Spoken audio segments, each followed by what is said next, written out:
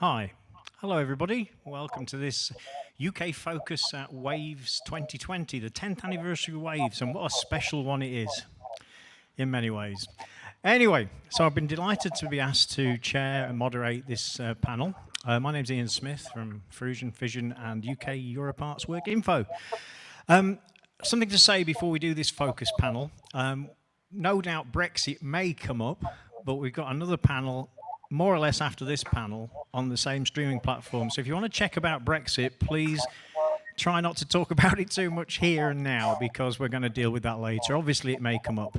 UK is still a vibrant scene and was likely to be for many years. And as Mark Geiger, formerly of WME Global, said recently, if we can all hang on, then we're looking at the new roaring 20s, apparently. I'm sure the panel are going to have words to say on that. So I'm going to do a very quick introduction. And if each of you guys would like to do a little wave when I mention your name, and then I'm going to pass back, and then you can introduce yourselves more fully. So we've got Chris Tams from BPI, British Recorded Music Industry. Yeah, there's Chris. We've got Anastasia Connor from Noise Unit PR. There you go. Neil Thompson from Focus Wales. There you go. Sadly, Adam Ryan from Great Escape and More isn't online at the moment. He may come back later. But we've also got Michael Lambert from Wild Days.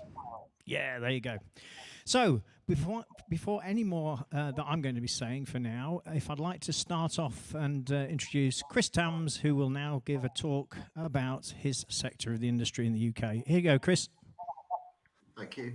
I'm just going to share my screen with you, so hopefully you will all be able to see this presentation.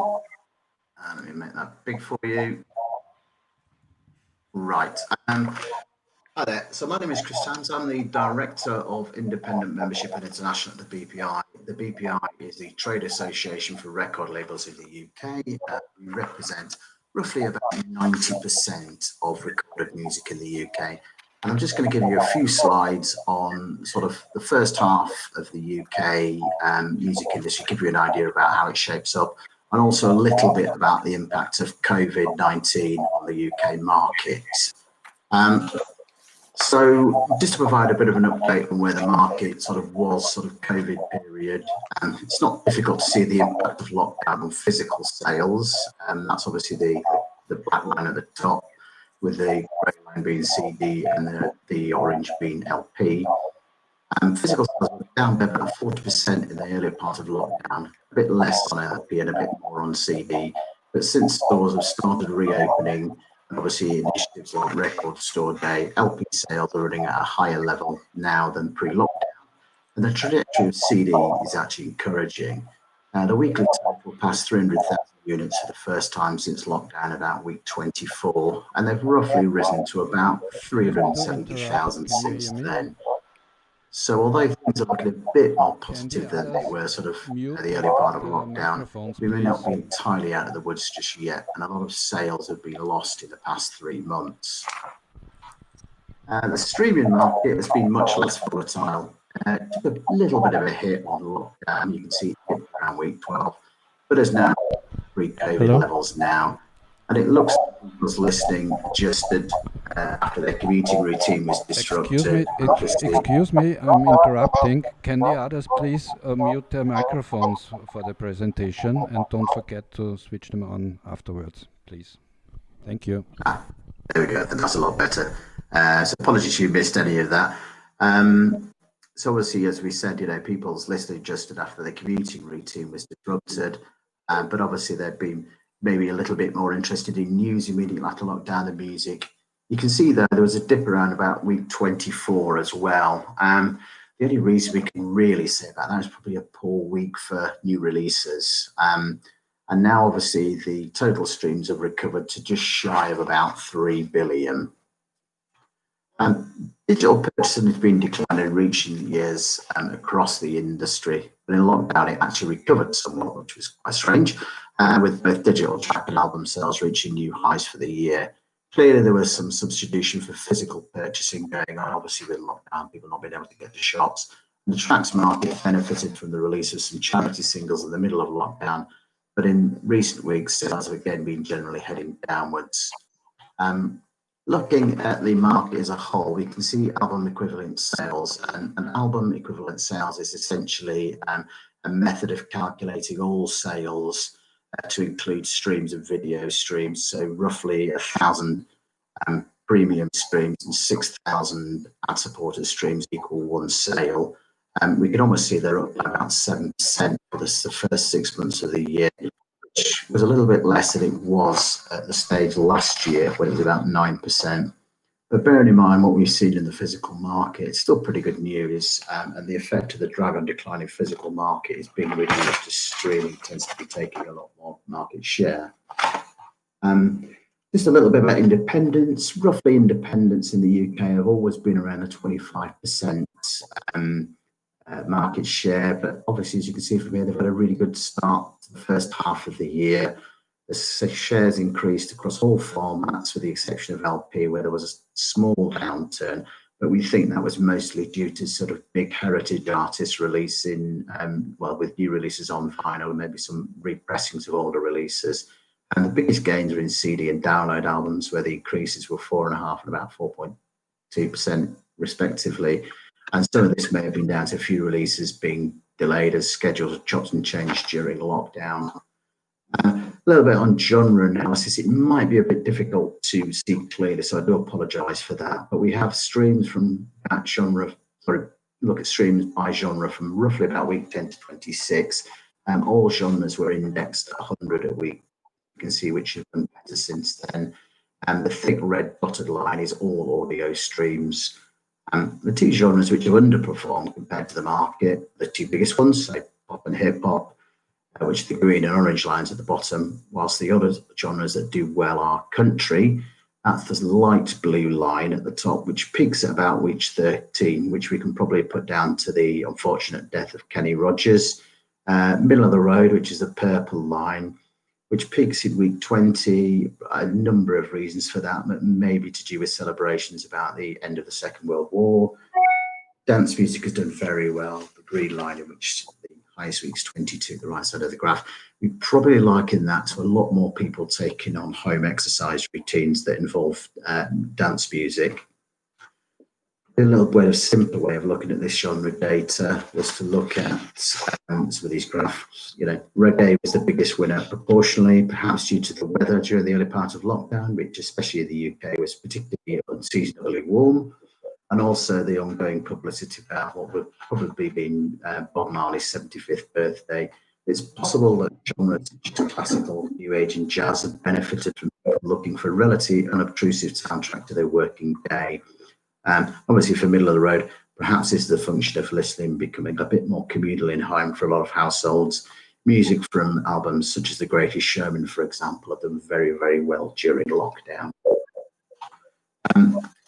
As you may have heard from a release BPI put out earlier this year, label revenue passed £1 billion in 2019, an increase of about 7.6%. This is the highest total since 2006. It represented the 5th consecutive year of growth, and this continued into the first quarter of this year when revenues rose by almost 10%. This is a breakdown of revenues in 2019, according to the revenue source. Obviously, several of the revenue streams are under threat. The first one, obviously, is performance royalty income, which will be hit hard this year for obvious reasons. No festivals, very, very few gigs. And obviously also the public places that pay public performance licenses, such as shopping centres, pubs, etc., have all had limited methods of opening, if not at all. Synchronisation obviously may be hit with problems such as there are fewer programmes and films in production, although we are hearing from our colleagues now in the sync world that this is starting to become back to some kind of pre-COVID levels of new release films and games and TV. As we've seen, physical is suffering. The revenue streams are also come under threat. For instance, record labels who share in their artists' live earnings and merch sales. But at the moment, the evidence must be largely anecdotally, is that subscriptions are proving to be very resilient and may even overtake that downturn in other parts of the industry. So just quickly to sort of summarise on these, the streaming market appears to be in good shape and the physical market is recovering. Hopefully, as more shops will open, this will continue as lockdown continues to be less restrictive. Catalogue is actually taking greater share of listing and sales as people have been turning to familiar music during lockdown and the release schedule has been disrupted. With the third-party forecast, we've seen expect a severe downturn in the broader industry driven by an expected 75% contraction in live revenues, but both predict a year of positive growth for the recorded sector in terms of sales and streams. And in terms of consumer confidence, around a quarter of households are worried about their situation, but there does seem to be enthusiasm to return to shops and venues in the UK, and this seems to have been borne out from stories in retail centres over the past few weeks. And thanks very much for listening to that. There's quite a lot of facts and figures, but obviously if everybody wants to contact me, then I might contact details if they want any particular parts of that. So I'll just stop sharing my screen now. And hopefully that will work. Thanks very much, Chris. Nice presentation. A lot of facts and figures, as people can no doubt see. And I'll bring it back round later at the end of the introductions by everybody for any questions. It's particularly interesting, the genres and the way they've been impacted, and particularly pop on a minus down stream, it appears. Anyway, so thanks a lot. That was Chris Tams from British Recorded Music Industry. And now I'd like to introduce, once again, Anastasia from Noise Unit PR. If you'd like to say a little bit about your sector and yourself, Anastasia. Thank you. Hi there. Hi. So I'm Anastasia and I run a PR agency called Noise Unit. So I work with music exports and showcases and field festivals, as well as artists and mostly independent artists.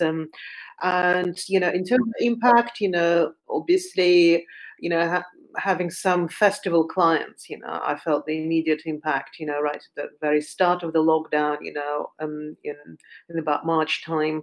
And that's obviously continued and is likely to continue further, although, you know, some events have gone online, you know, including Focus Wales and the kind of new format Out of Focus. I'm sure Neil will tell you more about it. So there have been some developments, you know, but with kind of the actual physical events, only one of my clients, you know, did actually, Italian Music Week did go ahead. There was kind of a dip initially for the first couple of months in terms of releases in April, May, but then things picked up. And I would say, you know, we're facing a really, really busy autumn with a lot of releases, you know, from new artists and established artists. So although people are not able to tour, you know, people are still releasing music. Yeah, showcases, obviously, you know, it's a big part of what I do, and they were quite adversely affected because, you know, the new emerging musicians, you know, were the people who were probably most affected by the pandemic, you know, in terms of promotion and support for new music. Showcases are absolutely vital, and yet they could only kind of do online things. You know, things are changing. You know, obviously here, example itself in Vienna, and all the European partners, things, you know, have gone online. Or as in Tallinn, it was a hybrid blended model. You know, where they actually had socially distant gigs. And had some international presence there, both in terms of the artists and the delegates, you know, and had some, you know, digital panels as well. So that's the sort of general situation. You know, there was a dip, but things are kind of turning around. But in terms of the media, there have been significant changes. I would say that a lot of the changes were kind of in the pipeline already, you know, with certain kind of legacy media and print media struggling. The more of a kind of millennial inclined media survived better. They had much stronger digital presence, both on social media and the websites. You know, a lot of the print media had to kind of drop print, you know, put it on hiatus. We've seen some really successful subscription models emerging, again, for more established publications like Crack Magazine, you know, and The Quietus, who already had a very strong presence and, you know, a lot of following. And now, you know, they've finally gone ahead with their subscription, which sort of replaced what they had in terms of the festival and showcase impact. So yeah, that's the sort of the general picture. I'm even aware of a couple of new magazines starting. When it comes to more regional media. During a lockdown, there was a desperate kind of need, I think, for local trusted voices, and those publications like the Dolita in Liverpool or the Skinny in Scotland, did really well out of fundraisers and kind of paved the way for their survival for the next few months at least, and restarted them. That's the gist of where we are, and I can see we've got Adam's just joined us. Hello, Adam. Yeah, welcome, Adam. Good to see you there. Hello, thank you. We'll come I back. am able to use a computer. As do we all these days, as do we all. We'll come back to Adam shortly. So back to Anastasia. Anything more to say, Anastasia? No, I'll wait for the questions, I think. I just wanted to give you a brief kind of breakdown of where we are. Okay, wait for the storm to arrive. Okay, I'm now going to bring on board Michael from Wild Days. If you'd like to talk a little bit about your sector and where you're coming from, Michael, and then afterwards we'll welcome Adam Ryan. Thank you. Hi everyone, my name is Michael Lambert. The event I run is actually called Wide Days. We're not particularly wild, but we are quite wide, which in Scotland is a term that means cheeky. So yeah, as Ian mentioned, my name is Michael. I run a music industry conference and showcase event called Wide Days, which takes place every April normally, and has done for the last 10 years. This year was our 11th edition, and we ran it completely virtually in July. We had originally postponed the event from April until July, when we perhaps naively thought that all of this was going to be long and over by then. So we decided, rather than kind of cancelling the event for this year or postponing it any further, that we would just take the whole conference online, which worked really well for us, and felt pretty timely to be able to create a bit of a forum for people to figure out and navigate this kind of issue this year. So we managed to get 360 delegates to the conference from 25 different countries, which was amazing, and was great for our event, which is a pretty small music industry event that's very focused around networking. It was great for us to be able to open the doors to people from other countries who maybe haven't been able to attend in person before. On the showcase side of things with Wide Days, we focus maybe slightly differently from a lot of other events. We focus on a very small number of artists based in Scotland, and we work with them for a few months to kind of essentially get them ready to showcase to the industry. This year, we ran a program from March through to July with 7 artists who all performed in a sort of closed doors venue, and we broadcast as a live show on YouTube for the industry and for public audiences as well. And in addition to the Wide Days conference, I also run a music management company. We represent 7 clients, 6 of whom are based in Scotland and the others based in the north of England. Sort of ranging from a couple of pretty new developing artists through to a band called Idlewild, who've got a 25-year career, and a guitar band called Father Son, who just prior to lockdown had toured Europe with Lewis Capaldi. So in terms of my management hat, I work with artists from the very beginning through to more established acts. Thanks a lot, Michael. Nice one. So we'll open you up to questions shortly. And now we're going to bring in, sorry, Michael, Adam. I'm getting confused myself looking at the screen and trying to remember who's in and who isn't. So I'd like to introduce now Adam Ryan, who apart from The Great Escape does a great deal of many other things. So if you'd like to introduce yourself, Adam, and then talk about your side of the sector and where you think things are and where they may be going. Yes, so can you hear me? Yeah, great. Yeah, all good, thanks. Yeah, sorry about that. I seem to have lost the ability to use a computer there this morning. So I work on the Great Escape Festival. The Great Escape is actually a 4-day event down on the south coast of the UK in a tiny town called Brighton. we have about 500 artists perform from around the globe each year, and we're predominantly a showcase discovery event. It's all about new music. I mean, how you quantify that, I guess it's up to me. But a lot of it is emerging talent. It's very new acts that are ready to showcase from around the world.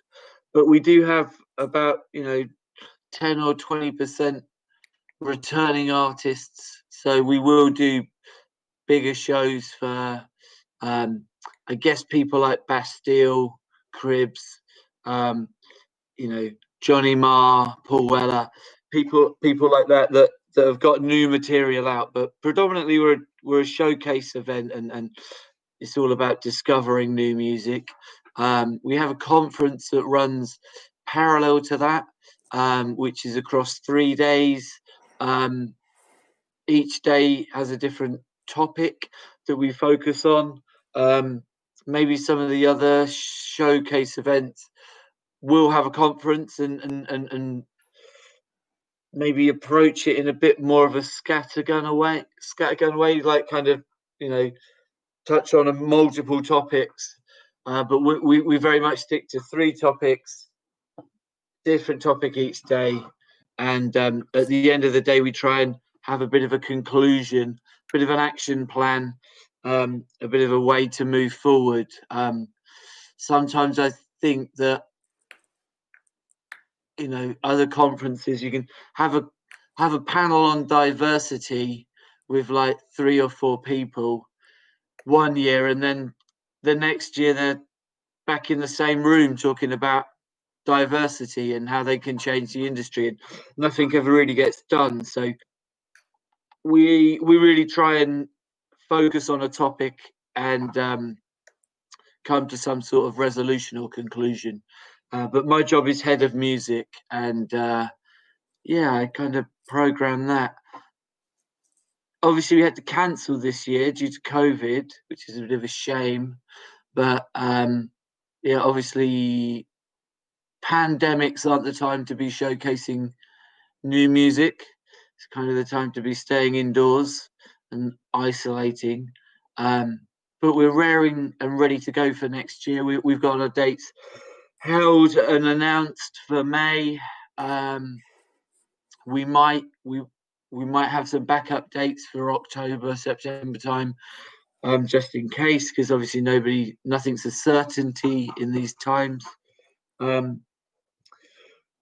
We do a live launch of our event in November. I think we're one of the only festivals that has a live launch. So in November, we normally announce 50 artists that make up the first announcement of The Great Escape, and we showcase them, or we previously have showcased them in London. And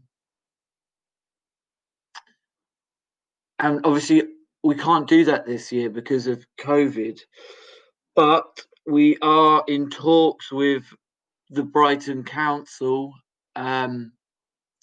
to look at a way that we could do a full capacity show in Brighton to coincide with our launch, and look to maybe, whereas in the past we've done 2 days in 5 venues to showcase our first announcement as a sort of shop window in London to entice new customers. This year we might hopefully do 2 nights in 1 venue, full capacity, where everybody gets tested beforehand.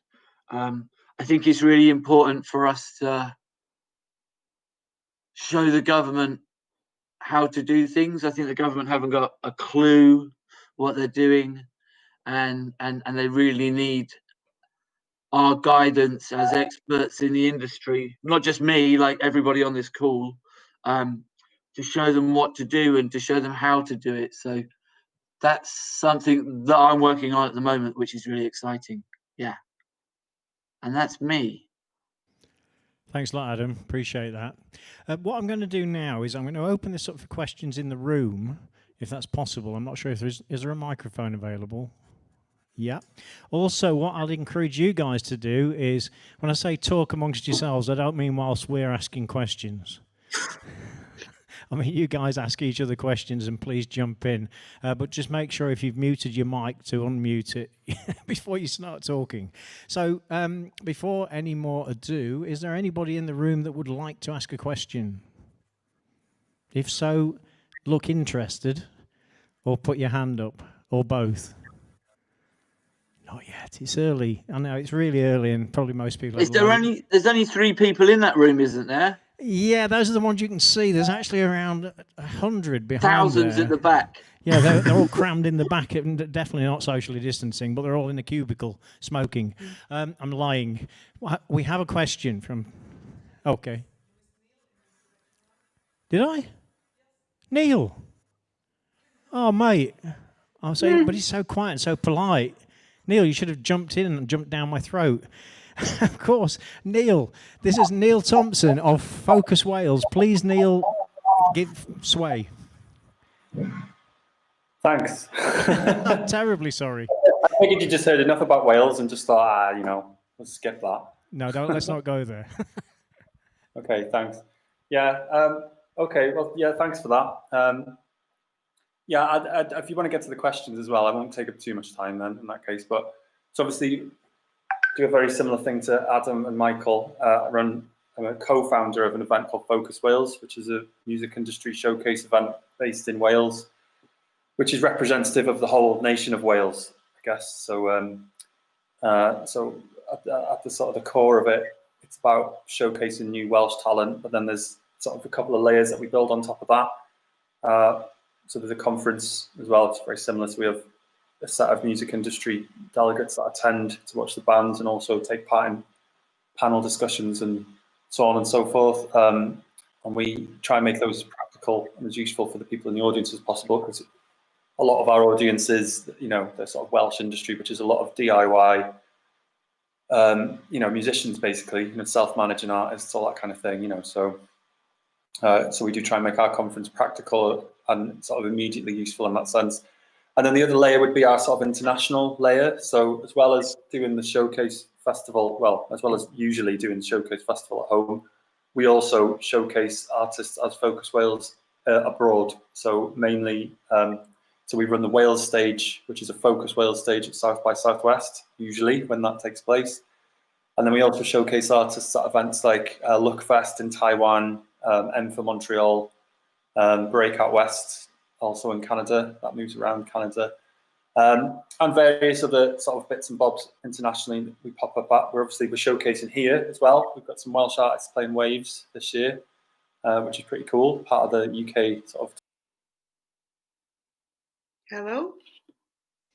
I imagine in the sort of things we're going to talk about today is, as Adam and Michael point out, we're not doing the events that we'd normally do when we'd normally do them. And our event is moved to October next year. So that's very, definitely very far down the line.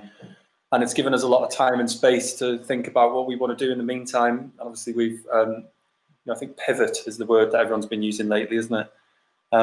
So we've sort of pivoted what we normally do, and we're now presenting a sort of an online showcase an online conference starting from the 21st of September, which will have an element of music to it at the end, but it's mainly an online, conference, interactive conference really. So we want to make it as useful as possible for all the people who would have missed out on our live experience. So they get the opportunity to take part in panels like this and network and ask questions. And really, what we wanted to do, it's first of a series of ones we wanted to do there, because we wanted to do a little bit of intervening in the, sort of, obviously everyone's having a difficult time, and what we wanted to do is provide a bit of a platform and a place where people the music industry of Wales could come together and, find out what kind of help is available, hear some other stories, maybe make some useful connections, and, a sort of a way to bring everybody together with the spirit of helping each other out. And that obviously includes a lot of the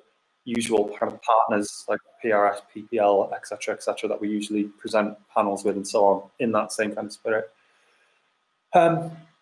And then as well, I think, and again, an interesting thing that Adam mentioned there was that kind of the desire to return to, you know, the sort of full capacity shows, which is obviously where we need to be, because, you know, this live industry doesn't work unless it's working like that at its full capacity, isn't it? I mean, and mitigating measures are a route map to return into that. I think they're not a solution in the long term.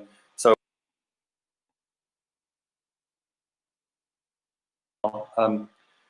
we're also involved a little bit more with influencing policy and things like that, and trying to sort of provide the guidance for our respective kind of governments, or the people in the government who are responsible for facilitating the return to live performance. So again, it's great that we're being consulted and we're involved in those kinds of conversations with the Welsh government in terms of creating a route map to the return to live events. And I think it seems to be the same across the board, that the sector is being taken seriously and consulted and being asked how that should be done, which is good. So and so across the nations, I think that seems to be a thing that's happening. So that's a positive, if you ask me.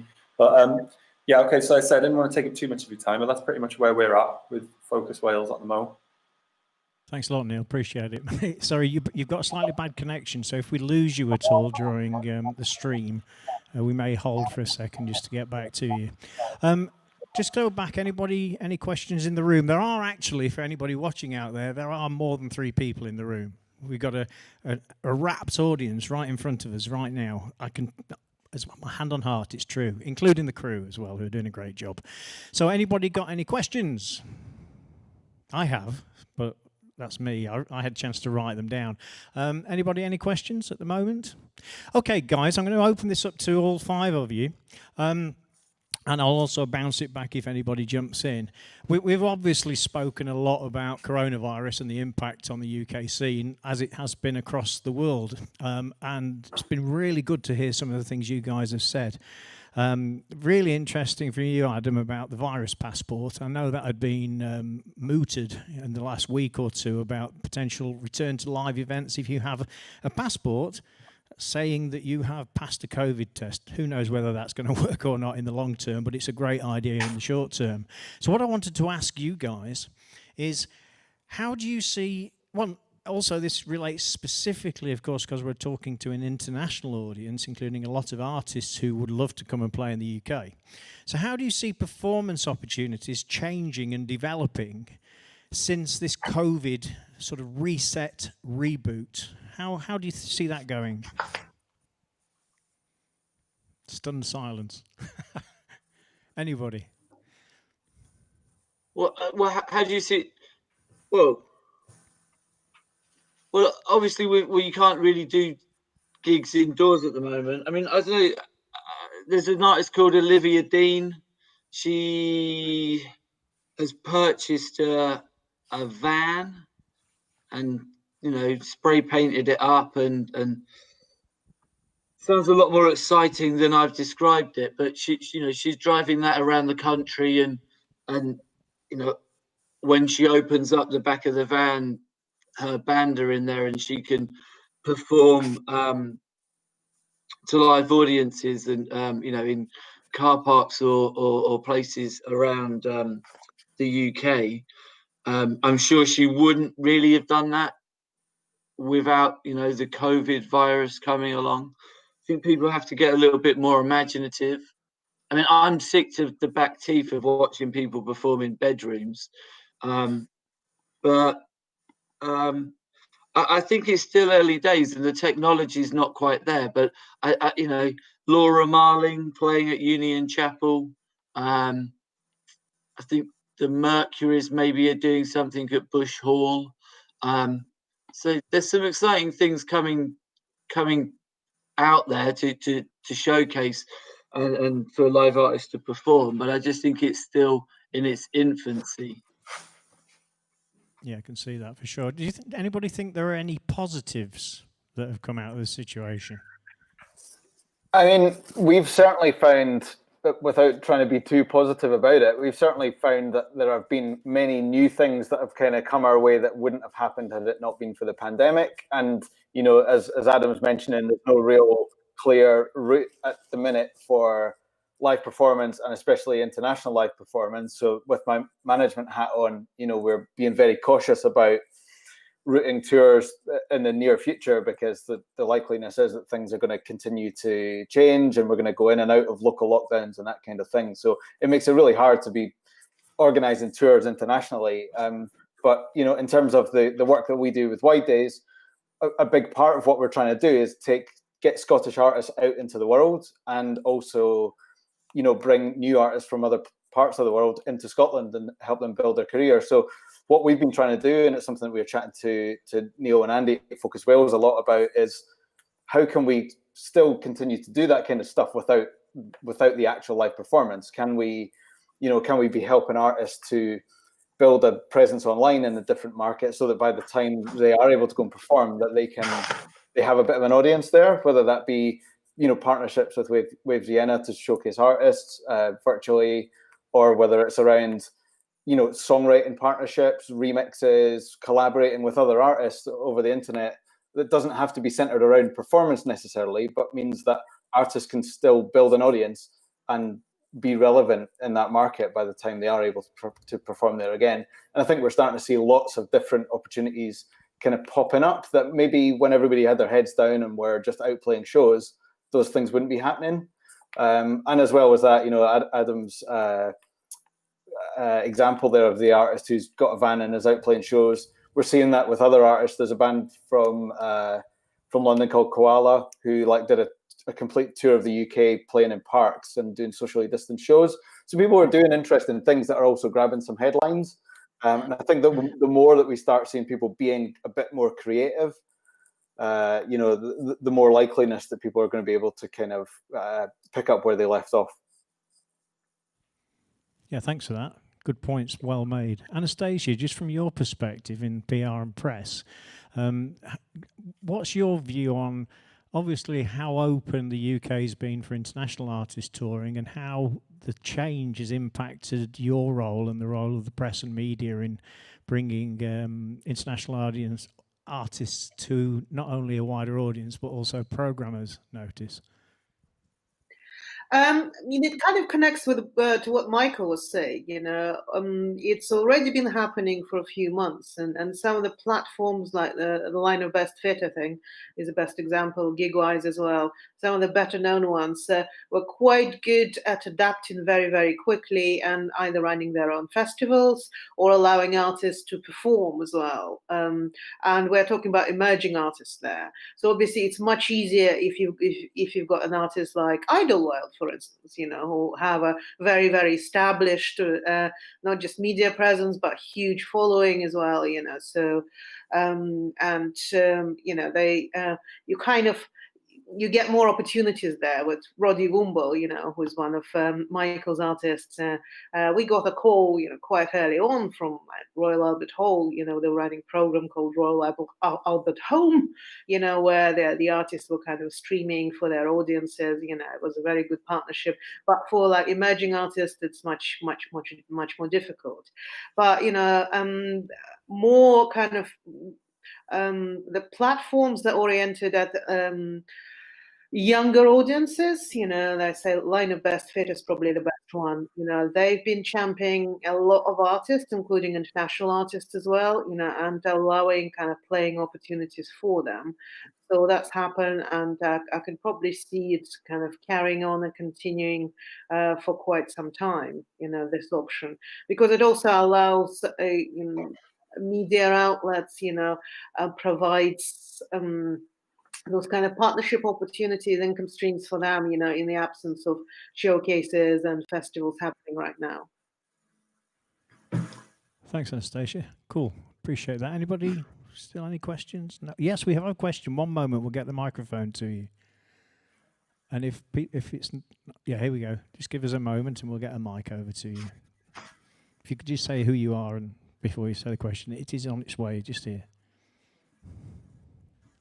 Hi, my name's David. I'm from the UK. I live in Berlin. I'm a songwriter, and I do some different things in music. I was based in Brighton for a few years. I just wanted to ask you guys, because I think it's all very apparent, people are looking for a resource of information You know, you guys have got, you're being asked questions, but I just actually wanted to know, how are you coping with your own mental health through this time in this industry? My brother-in-law runs a venue, and it's been very difficult for him, you know, ongoing, trying to get finance to continue on with what they're doing. And I know you're all in different sectors. Some are kind of more correlative with probably the government, Scotland, Wales, I'm not really sure. But I just, yeah, perhaps on an individual level, how do you feel about moving forward, and have you coped with it? I'll dive in there, if it's all right. Go for it.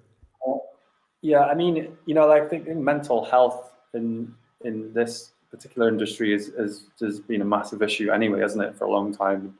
And I think it's good that, you know, we finally just started to sort of accept that that's a reality, and that, you know, it's something that people take seriously now, isn't it, and take seriously in the workplace, and we can be a bit more open about it, and especially in these kind of scenarios, you know what I mean? And, like, you know, the kind of the pressures that exist within this kind of world, and, like, you know, not just the work pressures, but like the peer pressures and the kind of just the environments that you generally find yourselves in that can be, you know, alcohol heavy, can be, you know, extreme sort of lots of traveling, lots of frayed ends, you know, lots of like late nights, early mornings, that type of thing. All things that are utterly conducive to, like, you know, not being a happy functioning human being, I guess, isn't it? So, I mean, I don't know, I think this is just adds another dimension onto it, doesn't it? It's just like another factor onto the whole thing. I mean, you know, I mean, I think it's important to be very open about this kind of stuff. And I mean, like, personally, if you ask me that question directly, how do I deal with it? Well, I have therapy, so, which I need, and if I didn't have it, I'd find it very hard to do any of this stuff for various different reasons, you know. So, and I think that's important, and I think it's important to not, obviously, you know, I don't want to just say that because it's like, oh, I want you to think something about me, like, you know, you don't even know who I am. But what I mean is, it's important to be able to discuss things like that, and for just to be, that should be an easy, natural thing to say in any scenario, really, I think, you know what I mean? And I think, you know, so there you go, there's my... Thanks, Neil. You've just gone off screen now. Are you back? One moment. You just went off for a minute. Thanks so much for saying that from a personal perspective as well. I think everybody in the creative arts scene generally, it's a double-edged sword, because we're both adaptable, generally speaking, if you're a creative, but also, of course, there's that bipolar thing that also goes with creativity. When 1 minute you're up here, the next minute you're down there. And so I really appreciate you saying that. I think also this sort of situation where we're able to connect, even though remotely, with people. And I know it's a pain in the arse, mostly being online a lot and not really being able to see somebody in the flesh. Fortunately, I'm dual based, which is why I'm able to be here now rather than in the UK. It's really great to be able to do that. I know there's a lot of mental health initiatives as well. There's a delegate who was here last year called Lena, who's also been doing a mental health initiative from Password Production, I think that is. And there'll be there are resources online for people to be able to interact and get help with that side of things. Does anyone else want to say anything on that at the moment online? Yeah, if you, I wouldn't mind actually. Yeah, sure. I think what COVID's done is it's given everyone an opportunity to really look at their work-life balance. As sort of Michael mentioned earlier, you know, he spends quite a lot of time, as I do, traveling around the world, attending events. I have a family back at home. I've got a young daughter, and the great thing that's happened in the last 6 months is I've got to spend so much quality time with both my wife and my family. Now, as we're looking towards maybe a phased rejoining of work, I don't want to work in the office 45 hours a week. I don't see the point. I know I can do it remotely from my house. I think, just to sort of bring in a little bit on the previous question, I think the one thing that we aren't able to do online, or I certainly haven't been able to experience it properly, is networking. And the great thing that you get at all of the events that everyone produces here is the networking. And it's often overlooked. that sort of close contact where you can walk up to somebody and just sort of say, hello, what do you do? How are you? You miss that online, and that's something that, as these events move on, probably into next year, maybe still being online, is to try and counter that, try and fix that. And I think that the first person that comes up and fixes that is going to make an awful lot of money, but also is going to provide a really useful service to every single event that ever runs, because you just miss that human interaction. That's the one thing I have missed. But as I say, that work-life balance now, I'm going to look at it objectively and in a different way than I did 6 months ago. Cool. That's a really good points. That networking thing is quite essential. I mean, it's really nice being here today and seeing people in the flesh, and you might bump into someone, literally, even by accidentally not socially distancing, and say, oh, who are you, what are you doing? And then you get the classic looking, trying to work out what it says on your badge. And then if you're not too mellow, then you can work out who the heck you're talking to. So that's a really good point, actually. Just to bring this sort of full circle, obviously, I said right at the beginning of this particular session that we try and avoid Brexit where possible, but obviously, along with COVID, and this is about the UK music scene, we know there's going to be an impact. I am covering that in another session later, as I said, but what I'd like to ask everyone now, or like you to reiterate, is that the UK as a scene, and as quite a diverse scene in many ways, it could be better in some ways, of course, particularly gender balance, how open the UK music scene is to international artists. I know it's sort of said a lot, but I'd like your quick views between you, what you think, and how things are going to be so open after the end of this year and maybe as things move forward. Stunned silence again. I'll do it really quickly on recorded music. Very open, always has been, always will be. It's obviously different. There's different problems in live, obviously, but for recorded music, most of the streaming stores tend to be pan-European, if not global. Retail chains in the UK tend to stock a variety of releases. They tend not to categorize by country. So on recording music level, very open. Obviously, I think colleagues in live may have a different view on certain aspects of it, but I think the British public as a whole, the music buying public, are extremely eclectic, very open, and always looking for something new, and tend not to that much care where it comes from. I mean, if you'd have told me 15 years ago that the biggest band in the UK at the moment is, 7-8 guys from Korea, BTS, I wouldn't have believed you. They're possibly now the biggest band in the world.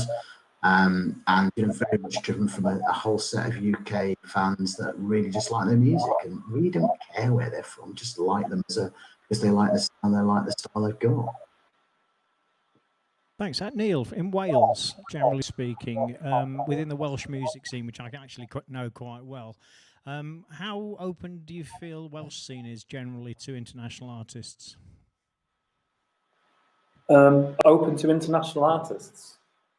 Well, I mean, that's kind of like I was saying before, that's one of the, the basic things that we try and achieve with the Focus Wales, with the conference, the showcase rather, sorry. So, we've always wanted to maintain the attitude of Wales being open and welcoming to people, and as a nation that wants to sort of reach out and share our music with other countries and vice versa, so we've always, from the beginning, we've been doing it for 10 years now as well. So but from the beginning, we've always wanted, showcase artists from other countries and opened up applications internationally. And then, we host partner showcases with a lot of Canadian partners, but also Korea, Taiwan, and Austria as well. We would have done an Austrian music export showcase that's focused this year, which hopefully we're just going to do that next year now instead. So as far as we're concerned, I think international relationships. I know it might not be quite what you're asking here, but from our sort of business side of things, I guess the international relationships are very important to us. From and always have been from the outset. But from a cultural side of things as well, we it's like, and not to confuse it, like we're not like a government organization. It's like we just want to do this. Like me and the guy who founded it, you know, we used to be in a band and we wanted to do this. And we were lucky enough to play internationally a few times at like showcase festivals. Didn't know what we were doing or why we were there probably, but you know, we did learn something from it, and like, you know, it sort of helped to shape what we do now. And that just that the importance and the idea of that kind of like even just the experience of like being able to travel to another country and play music is like, it's so like, it can be such a like you know, like a huge kind of, you know, for a creator, for an artist, you know, so and it's from that sort of core that we've always felt that was like a really important element to what we do. And then obviously, you know, building on that in the macro sense, as far as Wales the nation is concerned, you know, building the presence of Wales as a place where there's like sort of brilliant creativity in music.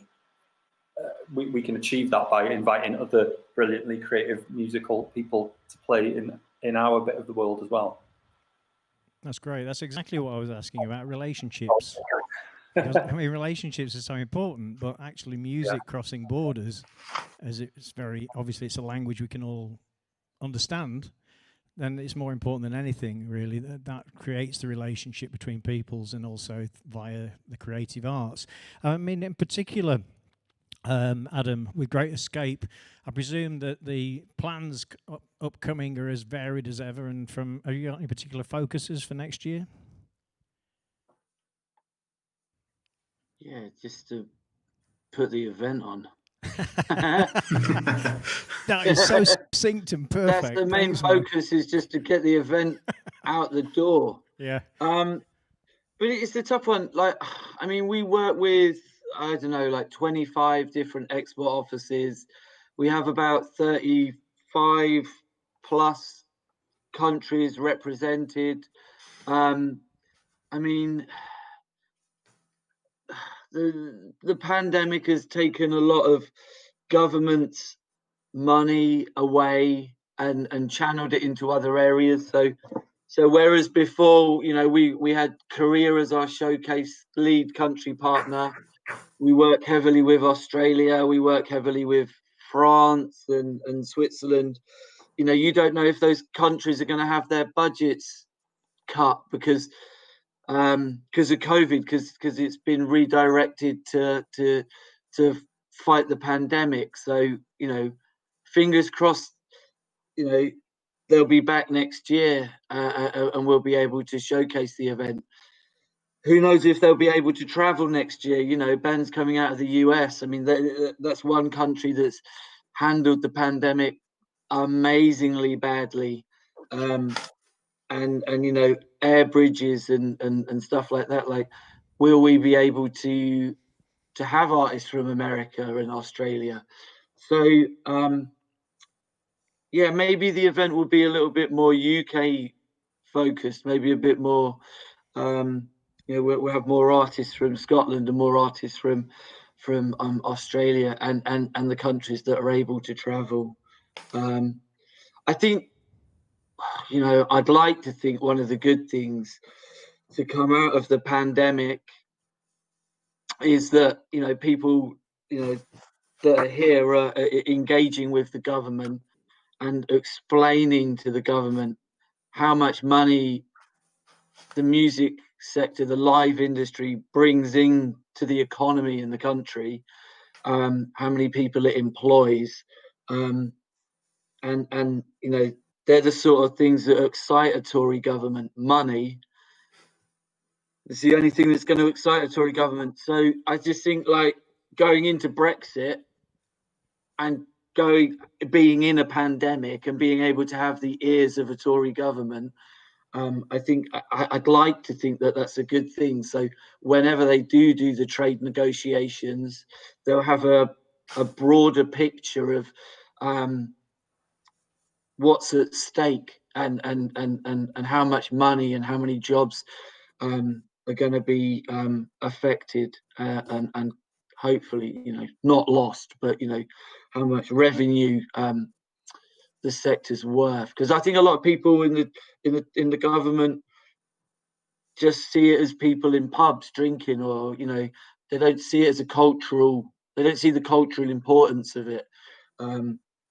They just think that people like Adele and 1975 and those kind of artists just appear from nowhere. So I'd like to think that the Tory government are motivated by money, and they are now fully aware of how much money the music industry brings in, and that can only be a good thing. So I definitely echo that thought in more than ways than one. We've got 5 minutes left, or 4 minutes according to my timer. Anybody else got any questions in the room? It's your last chance. I know you've been waiting all morning for this moment. This could be a life-changing moment for somebody. They're all looking at me terrified with a few nervous smiles, guys. You can't maybe see them over there. Listen, I'd like to wrap this up now and say thanks very much to everybody for engaging in this. And obviously, I hope this has shown that the UK music scene is as open as it's ever been in many ways, irrespective of the problems that we've got at the moment, and there's a cause for positivity. Music, after all, is best source of therapy for me. I don't know for many other people, both online and in reality. So anything else you guys would like to say before we finish? you can email me if you want to apply for the Great Escape. You do realise this? We're currently looking at viewers of 11 million on the stream. So I'm lying. It's not just the 3 people in the audience. They're all desperately writing this down now, particularly the crew at the back. I don't mind getting music. Now, guys, I'd like to thank you all. That's Chris Tams from BPI. Thank you, Chris. Neil Thompson, who I forgot earlier. Sorry, Neil. Give us a wave. Yeah, you can still hear us. Thanks, buddy. Anastasia, hello, goodbye, and thank you very much indeed. Adam, thank you for your missives as well. And of course, Michael, thank you. And regards to your colleague over there in Scotland as well. You know what I mean. He likes whiskey and wears a kilt. Anyway, we'll say more about that later. So thanks once again. Thanks to the panel. And thank you. Cheers, guys. See you again.